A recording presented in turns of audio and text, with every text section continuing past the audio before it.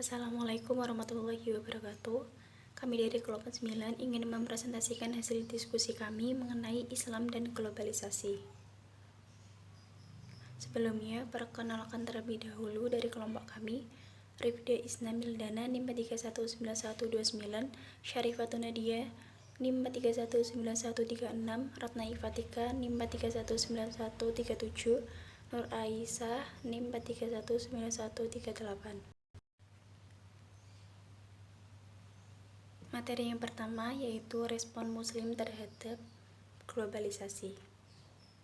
Menurut Qadri Azizi, masyarakat Islam dalam menilai globalisasi, sikap dari golongan kaum muslimin yang anti-barat dan anti-modernisme. Satu, kelompok yang terpengaruh oleh modernisasi dan sekularisasi. Yang kedua, kelompok yang bersikap kritis dan secara otomatis tidak bersikap anti terhadap barat dan modernisasi. Respon umat Islam terhadap kemiskinan sesuai dengan perkembangan kapitalisme global terbagi menjadi 4 paradigma umat Islam. 1. Paradigma tradisionalisme tentang kapitalisme global. Yang kedua, paradigma modernis terhadap kapitalisme liberal. Yang ketiga, paradigma revivalis terhadap kapitalisme global. Yang keempat, paradigma transformatif terhadap kapitalisme global.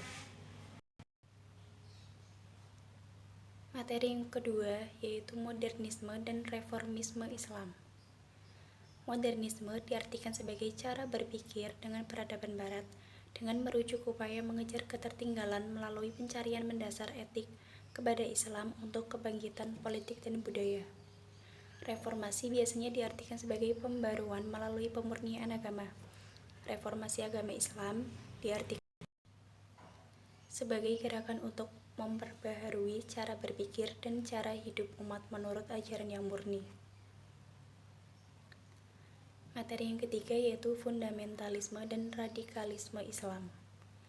Dari aspek sejarahnya, fundamentalisme adalah istilah relatif baru dalam kamus peristilahan Islam. Istilah fundamentalisme Islam di kalangan barat mulai populer berbarengan dengan terjadinya revolusi Islam Iran pada tahun 1979 yang memunculkan kekuatan muslim Syiah radikal dan fanatik yang siap mati melawan The Great Satan Amerika Serikat. Atas dasar konteks historis sebagaimana dipaparkan di atas, maka dapat diketahui bahwa fundamentalisme Islam memiliki beberapa corak pemikiran yang prinsipil yakni sebagai berikut. 1. Positionalisme atau paham perlawanan. Yang kedua, penolakan terhadap hermeneutika. Yang ketiga, penolakan terhadap pluralisme dan relativisme. Yang keempat, penolakan terhadap perkembangan historis dan sosiologis. Materi yang keempat yaitu tradisionalisme Islam. Tradisionalisme merupakan suatu paham yang berpegang teguh kepada Al-Quran dan Al-Sunnah dan mempertahankan hasil-hasil ijtihad para ulama terdahulu tanpa adanya analisis dan interpretasi yang mendalam. Secara umum, tradisionalisme Islam dalam realitas sejarah memiliki ciri-ciri sebagai berikut. 1. Eksklusif atau tertutup. Yang kedua, tidak dapat membedakan ajaran dan non-ajaran. 3. Berorientasi ke belakang. 4. Tekstualis, literalis. 5. Kurang menghargai waktu. 6. Tidak memahami sejarah masuknya agama. 7. Mengutamakan perasaan dari akal pikiran. 8. Bersifat jabariyah dan teosentris. 9. Kurang menghargai ilmu pengetahuan dan teknologi modern. Yang ke-10. Jumud dan statis. Materi yang kelima yaitu post-tradisionalisme dan liberalisme Islam.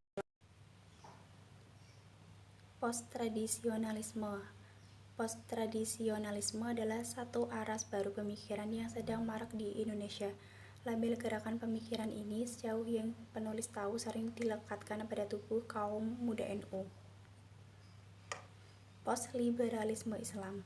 Kata liberal dalam definisi terminologi tetap menjadi perdebatan sampai saat ini, terutama ketika kata liberal dikaitkan dengan kata Islam, dua entitas yang sesungguhnya bertentangan dengan secara diametral. Terima kasih atas waktunya, kurang lebihnya mohon maaf. Wassalamualaikum warahmatullahi wabarakatuh.